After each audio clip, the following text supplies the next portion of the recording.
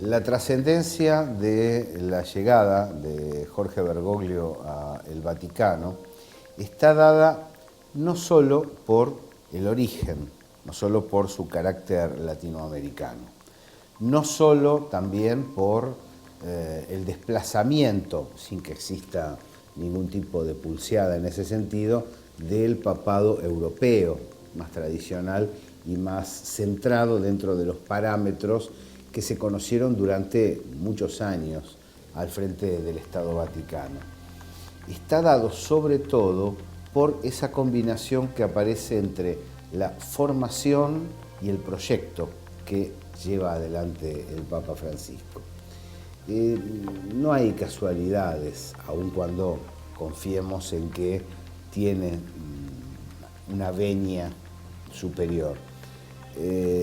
La formación de Francisco, que conocemos los argentinos, está relacionada con el movimiento social, con el movimiento nacional popular, está relacionada con una visión integradora, ecuménica, que tiende a desplegar una iniciativa productiva que contenga las necesidades sociales.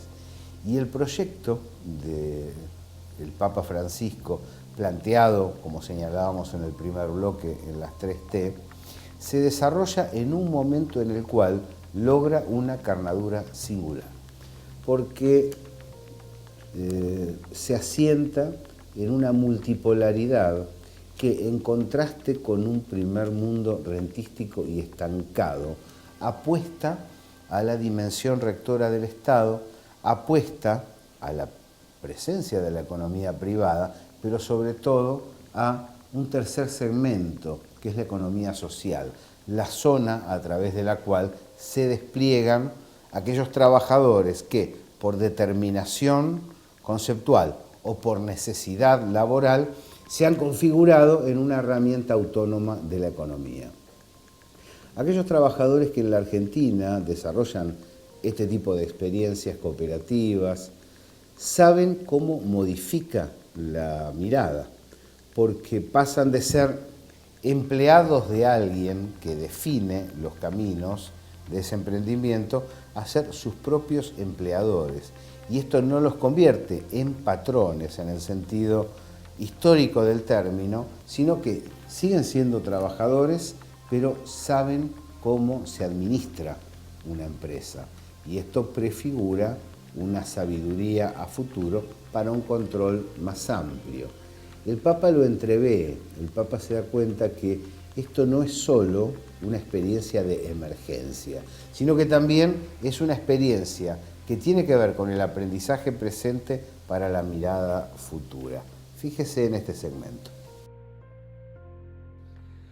Ninguna tiranía se sostiene sin explotar nuestros miedos. Esto es clave. De ahí que toda tiranía sea terrorista.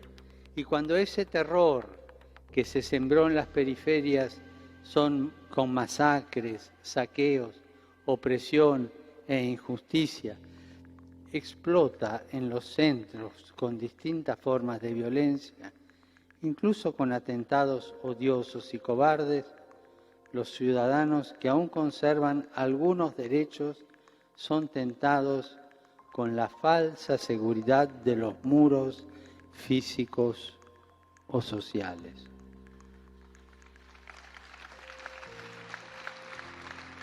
Muros que encierran a unos y destierran a otros. Ciudadanos amurallados, aterrorizados de un lado, excluidos, desterrados, más aterrorizados todavía del otro. ¿Es esa la vida que nuestro Padre Dios quiere para sus hijos? Al miedo se lo alimenta, se lo manipula, porque el miedo, además de ser un buen negocio para los mercaderes de las armas y de la muerte, nos debilita, nos desequilibra, destruye nuestras defensas psicológicas y espirituales, nos anestesia frente al sufrimiento ajeno y al final nos hace crueles. Cuando escuchamos que se festeja la muerte de un joven que tal vez erró el camino, cuando vemos que se prefiere la guerra a la paz, cuando vemos que se generaliza la xenofobia, cuando constatamos que ganan terreno las propuestas intolerantes, detrás de esa crueldad que parece masificarse está el frío aliento del miedo. Les pido que recemos por todos los que tienen miedo. Recemos para que Dios le dé el valor y que en este año de la misericordia podamos ablandar nuestros corazones. La misericordia no es fácil, no es fácil. Requiere coraje. Por eso Jesús nos dice, no tengan miedo, pues la misericordia es el mejor antídoto contra el miedo. Es mucho mejor que los antidepresivos y los ansiolíticos, mucho más eficaz que los muros, las rejas, las alarmas y las armas. Y es gratis, es un don de Dios.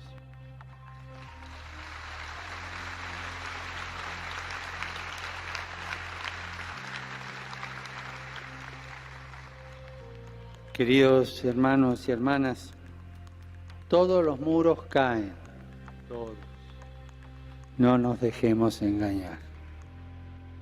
Como han dicho ustedes, sigamos trabajando para construir puentes entre los pueblos, puentes que nos permitan derribar los muros de la exclusión y la explotación. Enfrentemos el terror con amor.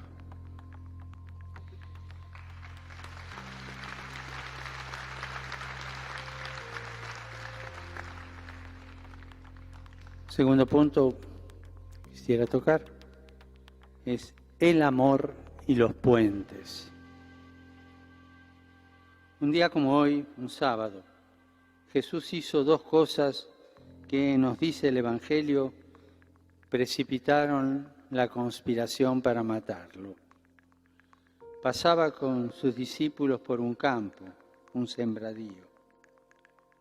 Los discípulos tenían hambre y comieron las espigas.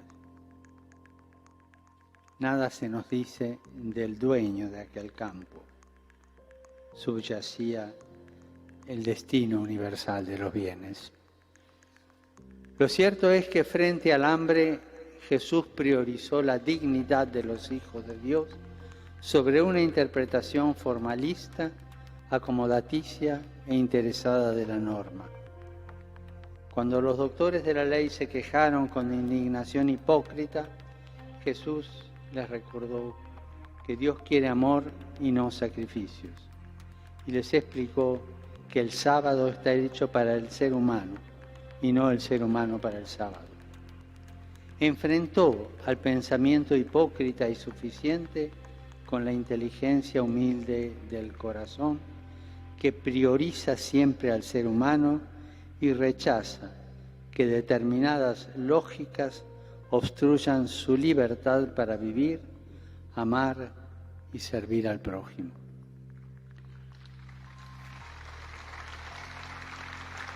Y después, ese mismo día, Jesús hizo algo peor, algo que irritó aún más a los hipócritas y soberbios que lo estaban vigilando, porque buscaban alguna excusa para atraparlo.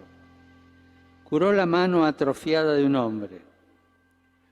La mano, ese signo tan fuerte del obrar, del trabajo. Jesús le devolvió a ese hombre la capacidad de trabajar y con eso le devolvió la dignidad.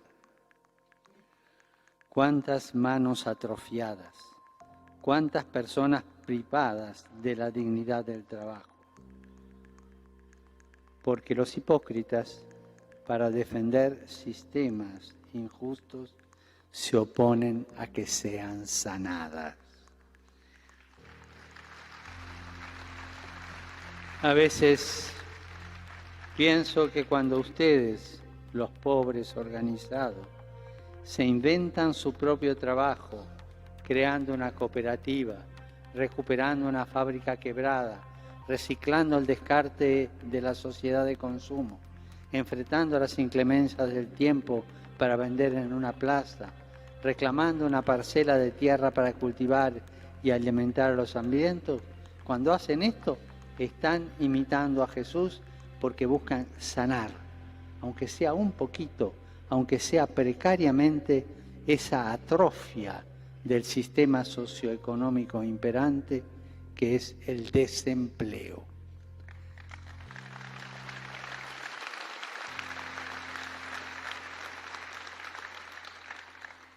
No me extraña que a ustedes también a veces los vigilen o los persigan. Y tampoco me extraña que a los soberbios no les interese lo que ustedes digan.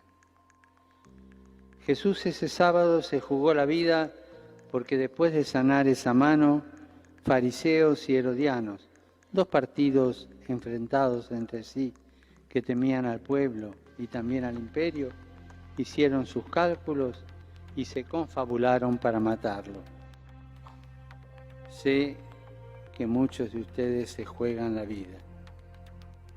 Sé, y los quiero recordar, y la quiero recordar, que algunos no están hoy aquí porque se jugaron la vida. Por eso no hay mayor amor que dar la vida.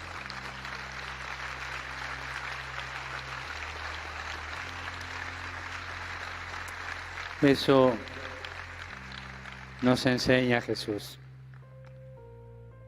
Las 3T, ese grito de ustedes que hago mío, tiene algo de esa inteligencia humilde, pero a la vez fuerte y sanadora.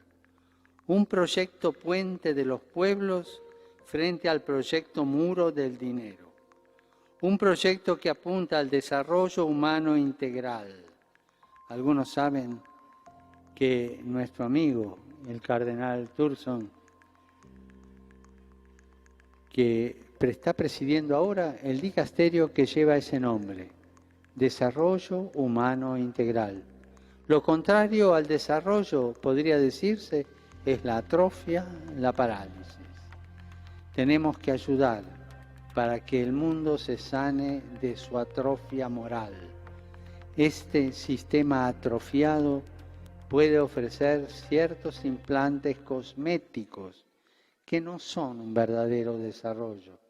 Crecimiento económico, avances técnicos, mayor eficiencia para producir cosas que se compran, se usan y se tiran, englobándonos a todos en una vertiginosa dinámica del descarte. Pero este mundo no permite el desarrollo del ser humano en su integralidad. El desarrollo que no se reduce al consumo, que no se reduce al bienestar de pocos, que incluye a todos los pueblos y personas en la plenitud de su dignidad, disfrutando fraternalmente de la maravilla de la creación. Este es el desarrollo que necesitamos, humano, integral, respetuoso de la creación de esta casa común.